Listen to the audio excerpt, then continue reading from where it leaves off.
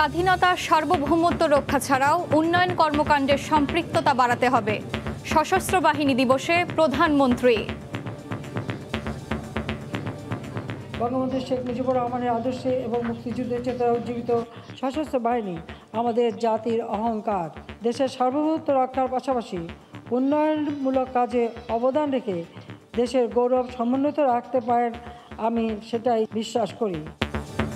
শিখা অনির্বাণে রাষ্ট্রপতি ও প্রধানমন্ত্রীর শ্রদ্ধা।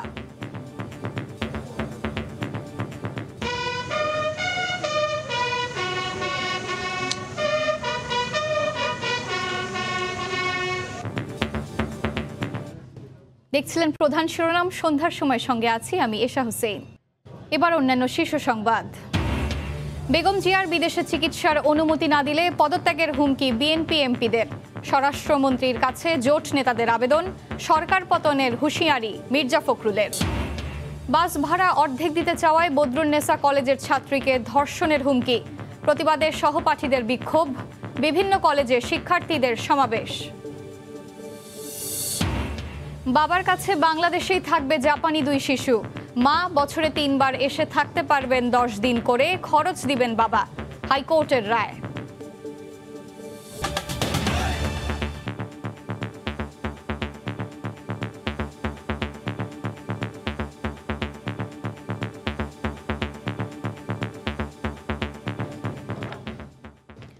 স্বাধীনতা সার্বভৌমত্ব রক্ষার পাশাপাশি সশস্ত্র বাহিনীকে উন্নয়ন কর্মকাণ্ডে সম্পৃক্ততা বাড়ানোর আহ্বান জানিয়ে প্রধানমন্ত্রী শেখ হাসিনা বলেছেন, মুক্তিযুদ্ধের চেতনায় গঠিত সশস্ত্র বাহিনী বাংলাদেশের অহংকার। বিকেলে সশস্ত্র বাহিনী দিবস উপলক্ষে সংবর্ধনা অনুষ্ঠানে গণভবন থেকে ভার্চুয়ালি যুক্ত হয়ে তিনি আরও বলেন, অত্যাধুনিক যুদ্ধাস্ত্র সংযোজনের মাধ্যমে সক্ষমতা বেড়েছে 3 বাহিনীর। রোববার সকালে ভাবগাম্ভীর্যের মধ্য দিয়ে শুরু হওয়া সশস্ত্র বাহিনী দিবসের বিকেলে রীতি অনুযায়ী সেনাকুঞ্জে বর্ণাঢ্য সংবর্ধনার আয়োজন করা হয়। জাতীয় সঙ্গীত বাজিয়ে রাষ্ট্রীয় সালামে অভিবাদন জানানো হয় গণভবন থেকে ভার্চুয়াল মাধ্যমে যুক্ত প্রধানমন্ত্রী শেখ হাসিনাকে। প্রতিরক্ষা মন্ত্রী শেখ হাসিনা তার বক্তব্যে 3 বাহিনীর উন্নয়নে গেল এক যুগের অগ্রযাত্রা তুলে ধরেন। একটা দীর্ঘমেয়াদী পরিকল্পনার মাধ্যমে সশস্ত্র বাহিনীর আধুনিকায়ন, সম্প্রসারণ ও উন্নয়নের কাজ করে যাচ্ছি। গত 13 বছরে আমরা আমাদের সশস্ত্র বাহিনীর আধুনিকায়নের ক্ষেত্রে যথেষ্ট অগ্রসর হয়েছি। আমরা সন্ত্রাসবাদ ও সহিংস উগ্রবাদের বিরুদ্ধে জিরো টলারেন্স নীতি গ্রহণ করেছি। প্রতিরক্ষার পাশাপাশি বাংলাদেশের সশস্ত্র বাহিনী আর্থসামাজিক উন্নয়নেও জোরালো ভূমিকা পালন করছে বলেও উল্লেখ করেন সরকার প্রধান। দেশের সার্বভৌমত্ব রক্ষার পাশাপাশি উন্নয়নমূলক কাজে অবদান রেখে দেশের গৌরব সমুন্নত রাখতে পারেন, আমি সেটাই বিশ্বাস করি। 21 শতকের চ্যালেঞ্জ মোকাবিলায় প্রতিরক্ষা বাহিনীতে কর্মরত দায়িত্বশীলদের আরও উপযোগী হয়ে গড়ে ওঠারও আহ্বান জানান প্রধানমন্ত্রী শেখ হাসিনা। সেন্টার নির্মাণ করেছি। দেবাশিস রায়, সময় সংবাদ, ঢাকা। এর আগে শিখা অনির্বাণের স্বাধীনতা যুদ্ধে আত্মোৎসর্গকারী সশস্ত্র বাহিনীর সদস্যদের স্মৃতির প্রতি শ্রদ্ধা জানান রাষ্ট্রপতি ও প্রধানমন্ত্রী। এ সময় সরকার প্রধান বলেন, সবার সম্মিলিত প্রচেষ্টায় অর্জিত বাংলাদেশ কখনো ব্যর্থ হতে পারে না।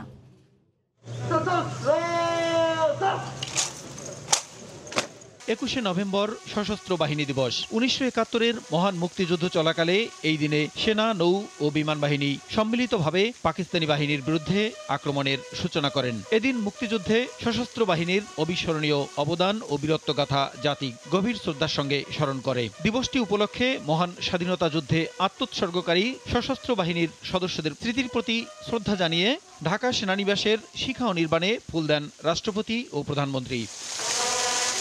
এরপর সেনা, নৌ ও বিমান বাহিনী প্রধানগণ নিজ নিজ বাহিনীর পক্ষ থেকে শিখা অনির্বাণে শ্রদ্ধা জানান।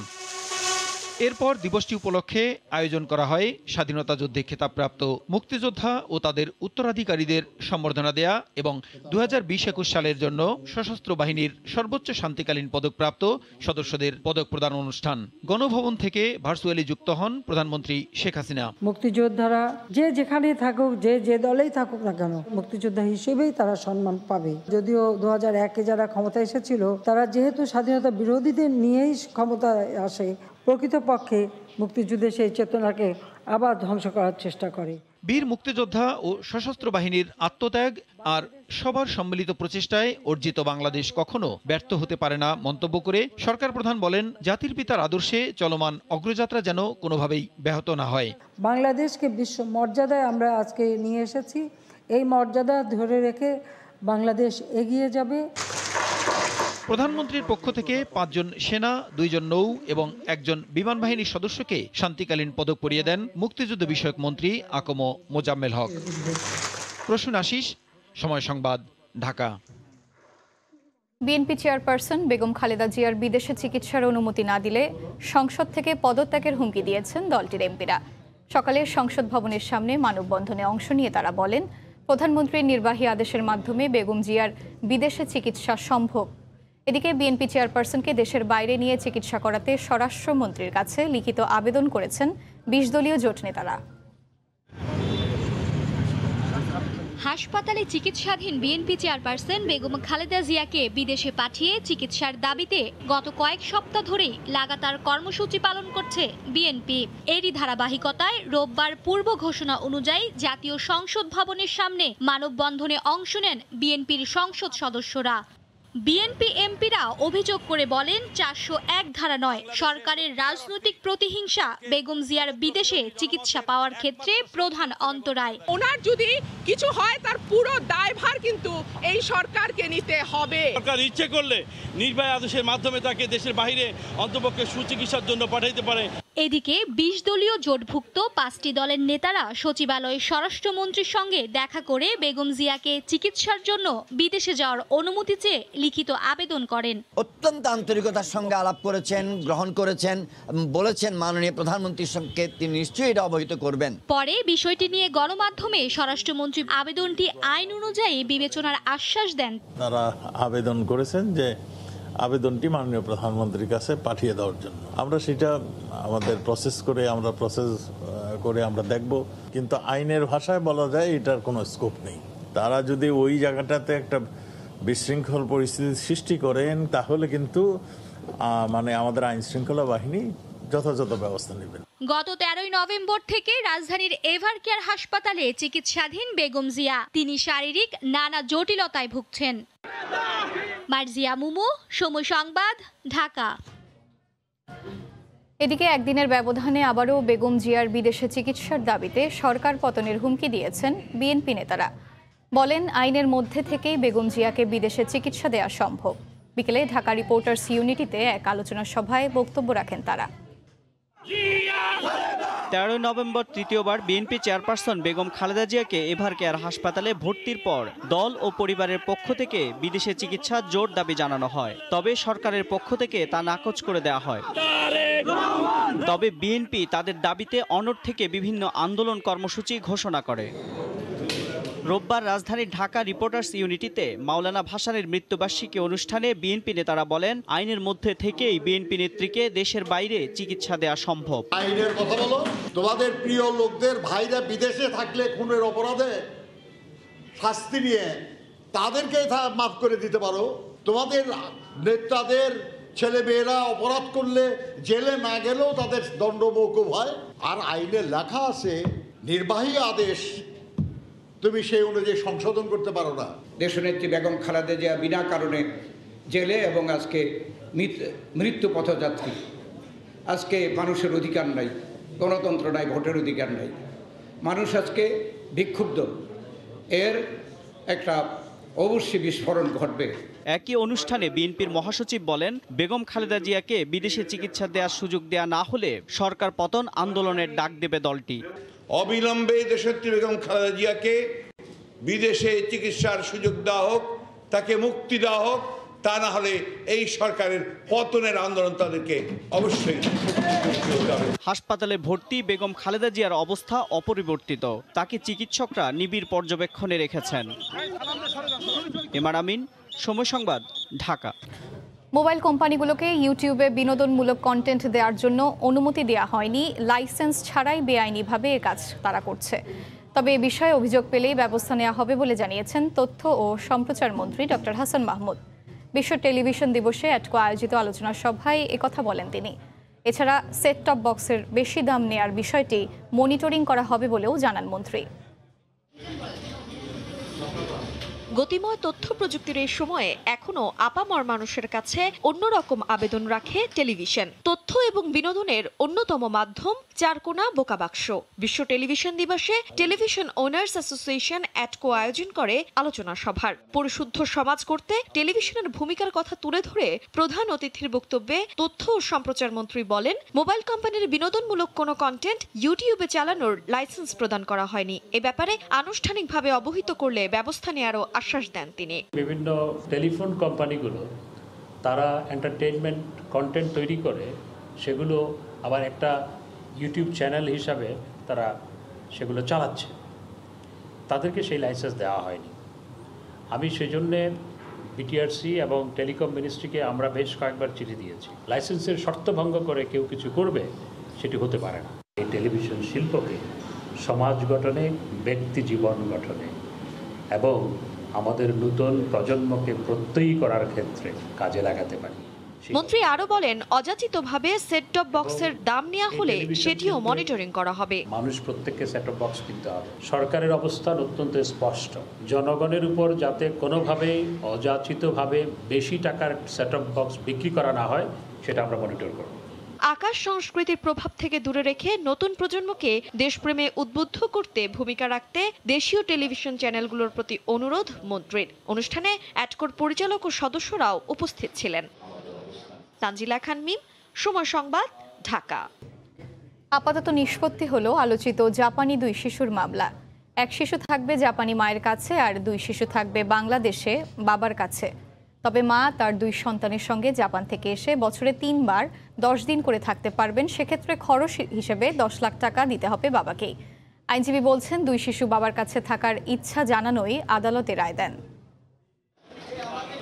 জাপানি 2 শিশু কার কাছে থাকবে এ নিয়ে গত 3 মাস ধরে চলছিল আইনি লড়াই। জাপানি মা, বাংলাদেশি বাবা কেউ কাউকে ছাড় দিতে নারাজ। এ নিয়ে কয়েক দফা সমঝোতা বৈঠক হলেও তাও ভেস্তে গেছে। সপ্তাহে 3 দিন বাবা, 4 দিন মা, এভাবে করেও সুরাহা হয়নি। এই 2 শিশু বাবার কাছেই থাকবেন বলে রোববার রায় দিলেন দেশের উচ্চ আদালত। আদালত বলেছেন, 3 বার শিশুদের ডেকে জিজ্ঞাসা করা হয়েছে তারা কার কাছে থাকতে চান। 3 বারই বাবার কথা বলেছেন। তবে জাপানি মা বছরে 1 মাস 2 শিশুর সঙ্গে সময় কাটাতে পারবেন। এজন্য মাকে আসতে হবে বাংলাদেশে, আর এই খরচ ব্যয় করবেন শিশুদের বাবা। 10 দিন করে মা বাংলাদেশে আসতে পারবে, এসে বাচ্চাদের সঙ্গে থাকতে পারবে। বছরে 3 বার এই সমস্ত খরচ বহন করবে বাবা। বিগত এই কয়েক মাস বাংলাদেশে থেকে তিনি যে আইনি লড়াই করেছেন, এই সময় তার যে খরচ হয়েছে, এই বাবদ আগামী 7 দিনের মধ্যে বাবা মাকে 10 লক্ষ নগদ টাকা পরিশোধ করবেন। আইনজীবীরা বলছেন, এ রায়ে বাবা মা নয়, জিতেছে 2 শিশু। এখানে বাবা মার জিত বা হার এটা কিছুই না, এটা হলো বাচ্চাদের জিত। বাচ্চারা কোথায় থাকতে চান, কোথায় বাচ্চারা ভালো থাকতে চান, সুস্থ থাকতে চান, স্বাভাবিক থাকতে চান, এটা বাচ্চারা বেছে নিয়েছে। বাবা হলো পক্ষ, বাচ্চারা হলো এখানকার আলোচনার বিষয়। এখানে একজন হ্যাপি, আরেকজন অখুশি, একজন খুশি, এই বিবেচনার চাইতেও বেশি ইম্পর্টেন্ট হলো এই বাবা মার দ্বন্দ্ব কমে যাক, এটাই আমরা সবাই চেয়েছিলাম। 2008 সালে জাপানি নাগরিক নাকানো এরিকোকে বিয়ে করেন শরীফ ইমরান। 12 বছরের সংসারে তাদের 3টি কন্যা সন্তান হয়। এরপর পারিবারিক টানাপোড়েনে বিচ্ছেদ হয় তাদের। 2 শিশুকে নিয়ে ঢাকায় চলে আসেন বাবা। জাপানি মা বাংলাদেশে এসে সন্তানদের ফিরে পেতে মামলা করেন উচ্চ আদালতে। এভাবেই বন্ধুপ্রতিম 2 দেশের 2 নাগরিকের পারিবারিক দ্বন্দ্ব গড়ায় আদালতে। আফজাল হোসেন, সময় সংবাদ, ঢাকা। অন্যের নামে নিবন্ধিত মোবাইল নম্বর ও ভুয়া ইমেইল দিয়ে বিক্রয়.com-এ অ্যাকাউন্ট, পরে সেখানে মোবাইলের বিজ্ঞাপন, গ্রাহকের আস্থা অর্জনের জন্য পুলিশ পরিচয়, অগ্রিম টাকা পেতে কুরিয়ার সার্ভিসের বুকিং স্লিপ পাঠানো, সবখানেই প্রতারণার আশ্রয়। অনলাইন শপ বিক্রয়.com-কে ব্যবহার করে প্রতারণার হাট খুলেছে একটি সংঘবদ্ধ অপরাধী চক্র। চক্রের 3 সদস্যকে গ্রেফতারের পর পুলিশ বলছে, গ্রাহকের লাখ লাখ টাকা হাতিয়ে নিয়েছে তারা। বুলবুল রেজার রিপোর্ট। বিক্রয়.com মোবাইল ফোন থেকে শুরু করে বাড়ি গাড়ি সবকিছুই কেনাবেচা করা যায় অনলাইন এই মার্কেট প্লেসে। এমনকি খুঁজে নেওয়া যায় চাকরি এবং মনের মতো জীবন সঙ্গীও। ডিজিটাল এই প্ল্যাটফর্মে পণ্য বিক্রির জন্য প্রতিদিন লাখ লাখ বিজ্ঞাপন প্রচার হয়। বিজ্ঞাপন দেখে এরা সবাই মোবাইল সেট অর্ডার করেছিলেন। কয়েক দফা টাকা পরিশোধের পরও পাননি কাঙ্ক্ষিত পণ্যটি। সুন্দরবন কুরিয়ার সার্ভিসে যোগাযোগ করি, ওনারা আমাকে বলে যে এই কাগজটা সুন্দরবনের না, এটা ভুয়া কাগজ। 3 দিন তাদের সাথে যোগাযোগ রাখি, 4 দিন যোগাযোগ রাখি, ফোন খোলা থাকে না। আমার ভিতরে সন্দেহ ঢুকে গেছে। তারপর তো এক পর্যায়ে দেখি তাদের 2টা নাম্বারই বন্ধ করে দেয়। বিক্রয়.কমে পণ্যের বিজ্ঞাপন দিয়ে প্রতারণার অভিযোগে 3 জনকে গ্রেফতার করেছে ডিবির সাইবার অ্যান্ড স্পেশাল ক্রাইম বিভাগ। ভুয়া সিম আর ইমেইল দিয়ে বিক্রয়.কমে খোলা হয় অ্যাকাউন্ট, দেয়া হয় মোবাইলের বিজ্ঞাপন। বিজ্ঞাপন অধিক প্রচারের জন্য তারা টপ অ্যাড বাবদ পোস্ট প্রতি 209 টাকা দিত বিক্রয়.কমকে। আস্থা অর্জনের জন্য নিজেদেরকে পুলিশ দাবি করে গ্রাহকদের তারা ভুয়া আইডি কার্ডও পাঠাতো। সুন্দরবন কুরিয়ার সার্ভিসের একটি বুকিং বই তারা 35,000 টাকায় কিনত।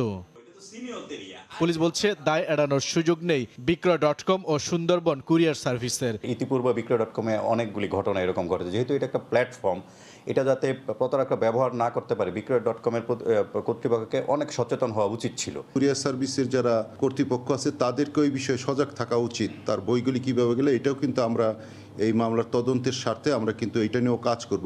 অনলাইনে পণ্য কেনার ক্ষেত্রে আগাম টাকা না দেওয়ার পরামর্শ পুলিশের। বিক্রয় করে জিনিসপত্র। বুলবুল রেজা, সময় সংবাদ, ঢাকা।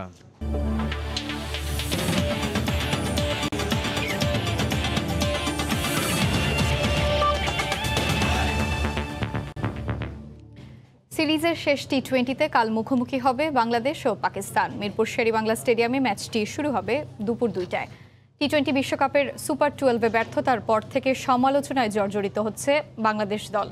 বিশ্ব আসরের ব্যর্থতা পাকিস্তানের বিপক্ষে হোম সিরিজে ঘুঁচানোর লক্ষ্য ছিল টাইগারদের, কিন্তু চাওয়া আর পাওয়া এক হয়নি। এরই মধ্যে প্রথম 2 ম্যাচ হেরে যাওয়ায় সিরিজ নিজেদের করে নিয়েছে পাকিস্তান। শেষ ম্যাচের জয়ে হোয়াইট ওয়াশ এড়াতে চায় বাংলাদেশ, তবে কাজটা সহজ হবে না টাইগারদের জন্য। কারণ বিশ্বকাপের মতো প্রথম 2 ম্যাচেও ব্যর্থতার পরিচয় দিয়েছেন ব্যাটাররা। বোলাররা সে তুলনায় ভালো করেছেন, কোনোভাবেই রানে ফিরতে পারছেন না ব্যাটাররা। এছাড়াও দুঃসংবাদ আছে আরও। ইনজুরির কারণে খেলতে পারবেন না মুস্তাফিজ, অনিশ্চয়তা আছে শরীফুলের খেলা নিয়েও। টানা ব্যর্থতায় বাদ পড়েছেন সাইফ হাসান। শেষ টি20-র আগে দলে ডাকা হয়েছে কামরুল ইসলাম রাব্বি ও পারভেজ হোসেন ইমনকে।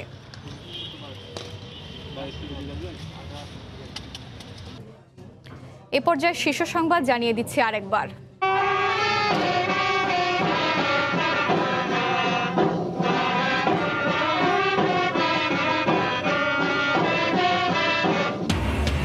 স্বাধীনতার সার্বভৌমত্ব রক্ষা ছাড়াও উন্নয়ন কর্মকাণ্ডে সম্পৃক্ততা বাড়াতে হবে।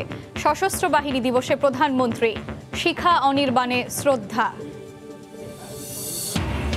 বেগম জিয়ার বিদেশে চিকিৎসার অনুমতি না দিলে পদত্যাগের হুমকি বিএনপি এমপিদের। স্বরাষ্ট্রমন্ত্রীর কাছে জোট নেতাদের আবেদন, সরকার পতনের হুঁশিয়ারি মির্জা ফখরুলের। এবং লাইসেন্স ছাড়াই মোবাইল কোম্পানিগুলোর কন্টেন্ট ইউটিউবে যাওয়া বেআইনি। অ্যাটকোর সভায় তথ্যমন্ত্রী। সেট টপ বক্সের দাম বেশি রাখলেই ব্যবস্থা। এই ছিল সন্ধ্যার সময়, সঙ্গে থাকুন সময়।